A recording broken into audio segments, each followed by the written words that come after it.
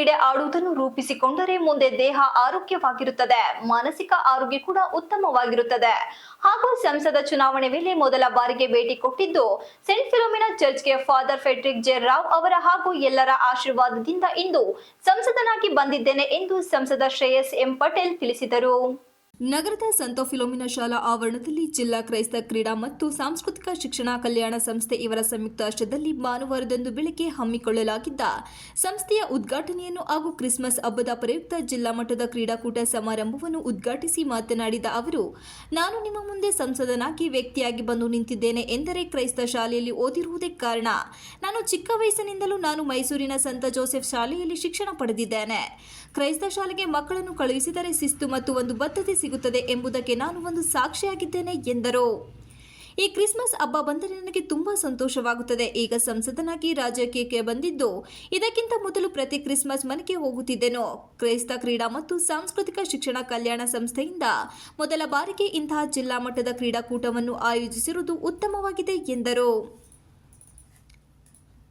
ಸಂಸದ ಚುನಾವಣೆ ವೇಳೆ ಮೊದಲ ಬಾರಿಗೆ ಭೇಟಿ ಕೊಟ್ಟಿದ್ದು ಸೆಂಟ್ ಫಿಲೋಮಿನಾ ಚರ್ಚ್ಗೆ ಫಾದರ್ ಫ್ಯಾಟ್ರಿಕ್ ಜೆ ರಾವ್ ಅವರ ಆಶೀರ್ವಾದ ಹಾಗೂ ಎಲ್ಲರ ಆಶೀರ್ವಾದದಿಂದ ಇಂದು ಸಂಸದನಾಗಿ ಬಂದಿದ್ದೇನೆ. ಕ್ರೈಸ್ತ ಧರ್ಮದ ಏಳಿಗೆಗಾಗಿ ನಾನು ಪ್ರಾಮಾಣಿಕವಾಗಿ ದುಡಿಯುವ ಕೆಲಸ ಮಾಡುತ್ತೇನೆ. ನಿಮ್ಮ ಶ್ರೇಯಾಭಿವೃದ್ಧಿಗೆ ಹಗಲು ಇರಲು ಮಾಡಲಾಗುವುದು ಎಂದು ಭರವಸೆ ನೀಡಿದರು. ಎಲ್ಲರಿಗೂ ಕ್ರಿಸ್ಮಸ್ ಹಬ್ಬದ ಶುಭಾಶಯಗಳು. ಕ್ರಿಸ್ಮಸ್ ಎಂದರೆ ನಮ್ಮ ಯೇಸುವರ ಹುಟ್ಟುಹಬ್ಬವಾಗಿದೆ. ಇದೊಂದು ಪವಿತ್ರವಾದ ದಿನ ಎಂದು ಹೇಳಬಹುದು. ಈ ಹಬ್ಬ ಒಂದು ಸಮುದಾಯಕ್ಕೆ ಸೀಮಿತವಾಗಿಲ್ಲ, ಎಲ್ಲ ಧರ್ಮದವರು ಆಚರಿಸುವ ಹಬ್ಬವಾಗಿದೆ. ಮೊದಲು ಶಿಕ್ಷಣ ಕೊಟ್ಟವರನ್ನು ಮರೆಯಬಾರದು, ಹೆತ್ತ ತಾಯಿಯನ್ನು ಮರೆಯಬಾರದು, ಅನ್ನ ಕೊಟ್ಟವರನ್ನು ಮರೆಯಬಾರದು ಎಂದು ಅದರಲ್ಲಿ ಹುಟ್ಟಿನಿಂದ ಸಾಯುವವರೆಗೂ ನಾನು ಹೇಳುವುದು ಒಂದೇ, ಅದು ಸಂತ ಜೋಸೆಫ್ ಶಾಲೆ ಬಗ್ಗೆ. ಅದರಲ್ಲೂ ನನಗೆ ಅತ್ಯಂತ ಖುಷಿಯಾದ ಹಬ್ಬ ಎಂದರೆ ಕ್ರಿಸ್ಮಸ್ ಆಚರಣೆ ಎಂದು ಇದೇ ವೇಳೆ ನೆನಪಿಸಿಕೊಂಡರು. ಅಂತ ಹೇಳ್ತಾ ಕ್ರೀಡಾ ಮಕ್ಕಳು ಎಲ್ಲರೂ ಚೆನ್ನಾಗಿ ಕ್ರೀಡೆಯನ್ನು ಆಡಿ ಖಂಡಿತವಾಗಿಯೂ ಸೋಲು ಗೆಲುವನ್ನು ಸಮಾನವಾಗಿ ತಗೊಳ್ಳಿ ಅಂತ ಹೇಳ್ತಾ, ಈಗೊಂದು ಕ್ರೀಡೆ ಏನು ನಾವು ಇವತ್ತಿಂದ ಆಡ್ಕೊಂಡು ಬಂದರೆ ಮುಂದಕ್ಕೆ ನಮ್ಮ ದೇಹ ಆರೋಗ್ಯದಾಗಿರ್ಬೋದು, ಮಾನಸಿಕ ಆರೋಗ್ಯಕ್ಕಾಗಿರ್ಬೋದು ಖಂಡಿತವಾಗಿಯೂ ಒಂದು ಒಳ್ಳೆಯ ಏನಂತ ಹೇಳ್ತಾರಲ್ಲ, ದೇಹಾಗಿರ್ಬೋದು, ಮಾನಸಿಕ ಶಿಕ್ಷಣ ಆಗಿರ್ಬೋದು, ಒಳ್ಳೆಯ ಒಂದು ಬೆಳವಣಿಗೆ ಅಂತ ಹೇಳ್ತಾ ಸೆಂಟ್ ಫಿಲೋಮಿನಾಸ್ ಅವರ ಒಂದು ಏನು ಇನ್ಸ್ಟಿಟ್ಯೂಷನ್ಗಾಗಿರ್ಬೋದು, ಏನೇ ರೀತಿಯ ಸಮಸ್ಯೆಗಳಿರ್ಬೋದು ಖಂಡಿತವಾಗಿ ಒಂದು ಬಗೆಹರಿಸೋ ಕೆಲಸವನ್ನು ನಾನು ಮಾಡ್ತೀನಿ.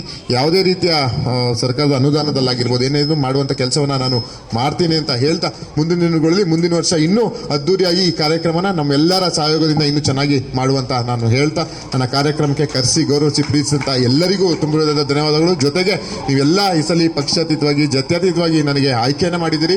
ಖಂಡಿತವಾಗಿಯೂ ಆಯ್ಕೆಯ ಅಭಿನಂದನೆಗಳನ್ನ ನಿಮಗೆ ಕೈ ಮುಗಿದು ನಾನು ಸಲ್ಲಿಸ್ತೇನೆ. ಜೊತೆಗೆ ನೀವು ಕೊಟ್ಟಿರುವಂಥ ಒಂದೊಂದು ಮತಕ್ಕೂ ಪ್ರಾಮಾಣಿಕವಾಗಿ ಇರುವಂಥ ಕೆಲಸವನ್ನು ನಾನು ಮಾಡ್ತೇನೆ ಅಂತ ಹೇಳ್ತಾ ನನಗೆ ಇನ್ನೂ ಸುಮಾರು ಕಾರ್ಯಕ್ರಮಗಳಿದೆ, ಅದನ್ನೆಲ್ಲ ಮುಗಿಸ್ಬೇಕು. ಕಾರ್ಯಕ್ರಮದಲ್ಲಿ ಸಂತ ಆಂಟೋನಿ ದೇವಾಲಯ ಹಾಗೂ ಕ್ರೈಸ್ತ ಕ್ರೀಡಾ ಮತ್ತು ಸಾಂಸ್ಕೃತಿಕ ಸಂಸ್ಥೆ ಗೌರವಾಧ್ಯಕ್ಷ ಫಾದರ್ ಫೆಡ್ರಿಕ್ ಜೆ ರಾವ್, ಸಂಸ್ಥೆ ಪೋಷಕ ಅಧ್ಯಕ್ಷರಾದ ಫಾದರ್ ವಿನೀತ್ ಸ್ವರೂಪ್, ಡಾನ್ ಬೋಸ್ಕೋ ನಿರ್ದೇಶಕ ಫಾದರ್ ಆಂಡ್ರೋಸ್, ಜೀವನಾಧಾರ ಕೇಂದ್ರದ ನಿರ್ದೇಶಕಿ ಸಿಸ್ಟರ್ ಬೀನ್, ಜಿಲ್ಲಾ ಕ್ರೈಸ್ತ ಕ್ರೀಡಾ ಮತ್ತು ಸಾಂಸ್ಕೃತಿಕ ಶಿಕ್ಷಣ ಕಲ್ಯಾಣ ಸಂಸ್ಥೆ ಅಧ್ಯಕ್ಷ ಜೆಐ ನಿರಂಜನ್ ರಾಜ್, ಪಾಲನಾ ಸಮಿತಿ ಕಾರ್ಯದರ್ಶಿ ಸಜ್ಜನ್ ರಾಜ್, ಕಾಂಗ್ರೆಸ್ ಮುಖಂಡ ಹರೀಶ್ ಇತರರು ಉಪಸ್ಥಿತರಿದ್ದರು. ಜ್ಞಾನಪ್ರಕಾಶ ಪ್ರಾಸ್ತಾವಿಕ ನುಡಿ ನುಡಿದರು.